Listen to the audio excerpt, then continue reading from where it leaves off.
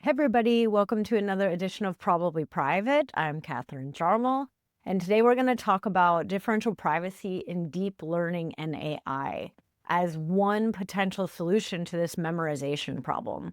So if you're catching up on the series, check out the full series on memorization in deep learning and AI systems, and then let's go.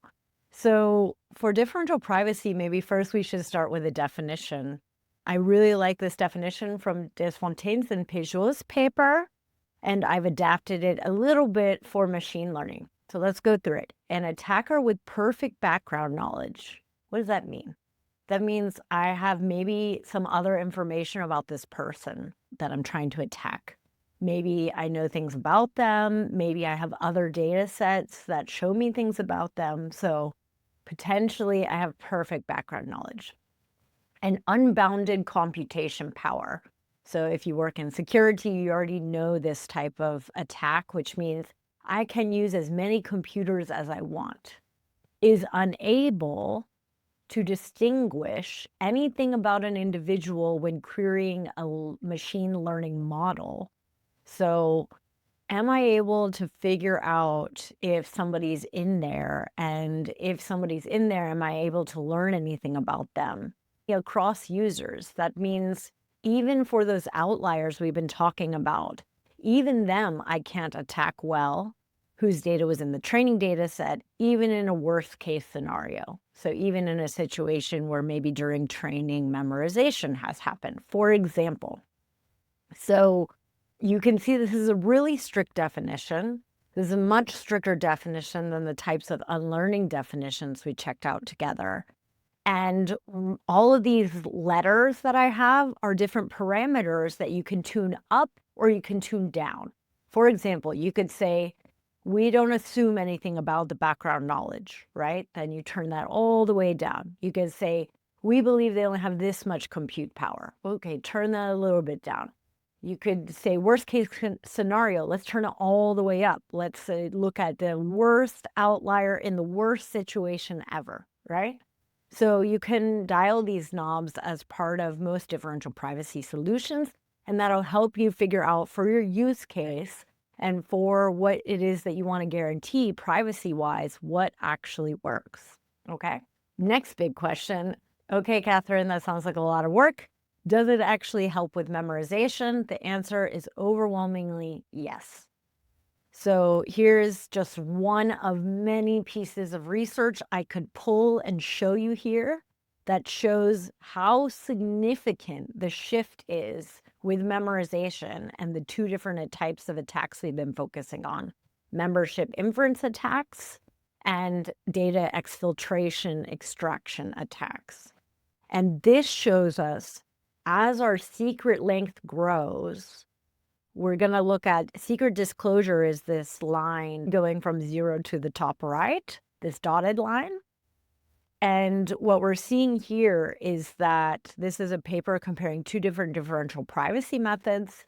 But what we're seeing here is the amount of leakage in bits is falling at an epsilon, even a large epsilon, which if you know about differential privacy, epsilon is one of these parameters that we tune.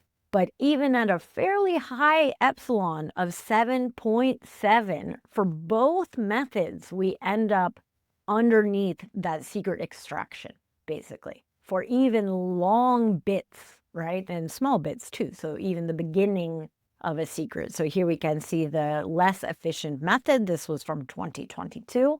Obviously, we have more efficient methods now, but the less efficient method leaks at epsilon 7.7. Maybe here we can see 3 bits or something like this, right? And we can see for all of them, the more efficient method doesn't leak any bits even at an epsilon of 21.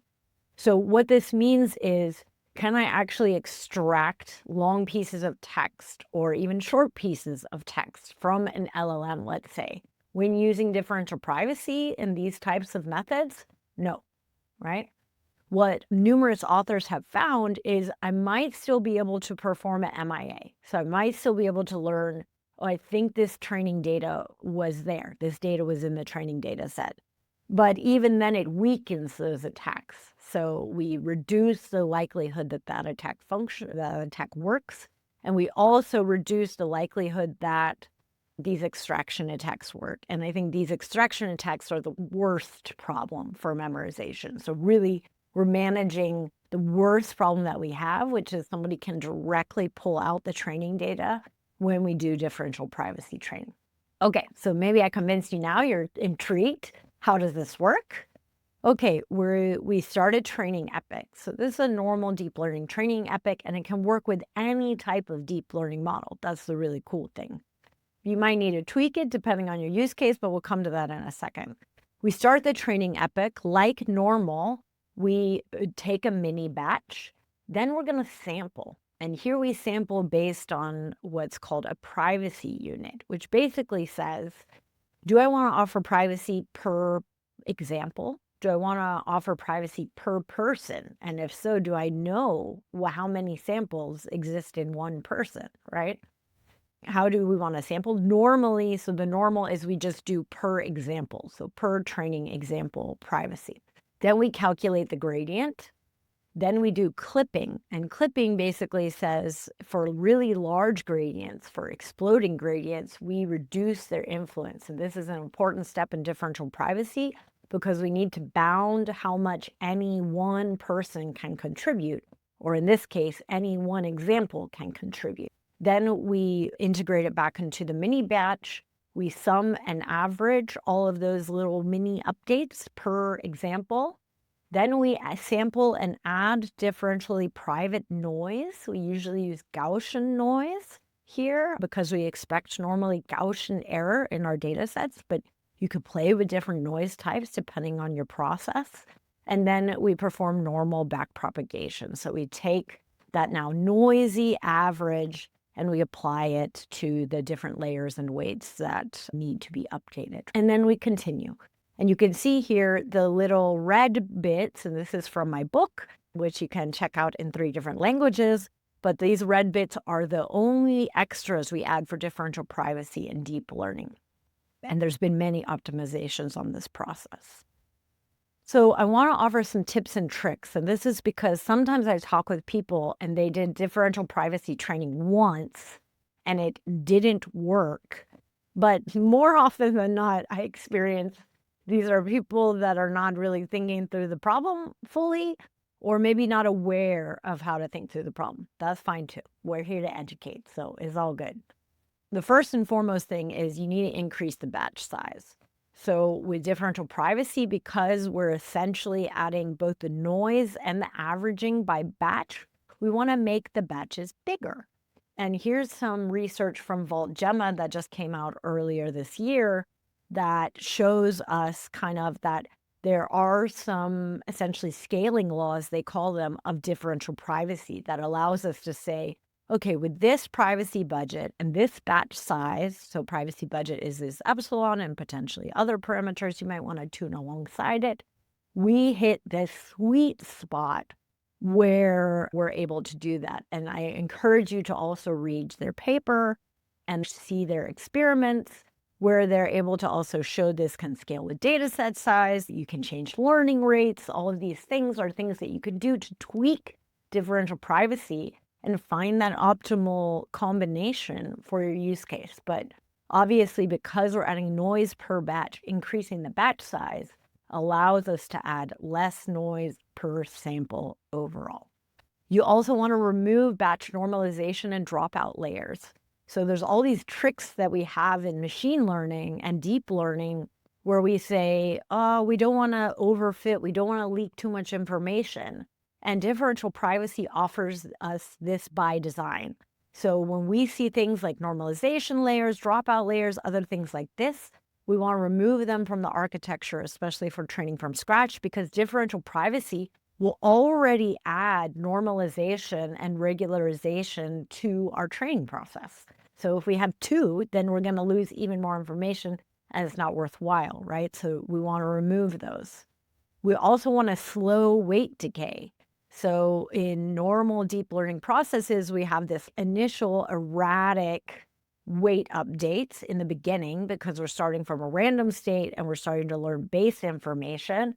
And then usually in the middle stages of training, we have smaller updates, and then in the final stages of trainings, we have tiny, tiny updates.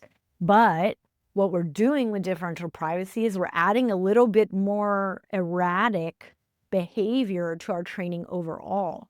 And this means we both want to do weight decay that's adaptive, perhaps, and we'll get to that on learning rate.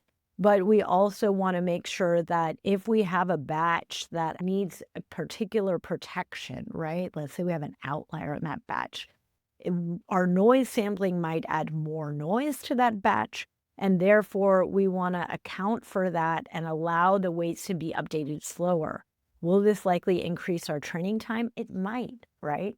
But we're doing this for the overall benefit of not having to retrain the model every single time that we're trying to remove memorization, right? So it's cost-benefit analysis.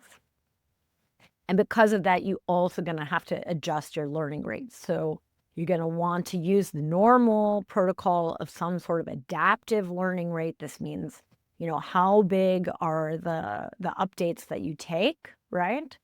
And what's been found in research and in the article that I wrote on that accompanies this video, you can take a look at some of the latest research on how do we scale learning rate adjustments alongside things like privacy budget. And there's more and more research showing us that doing these adaptively with one another can be a really nice way to make deep learning processes both more private and also more effective, so better learning.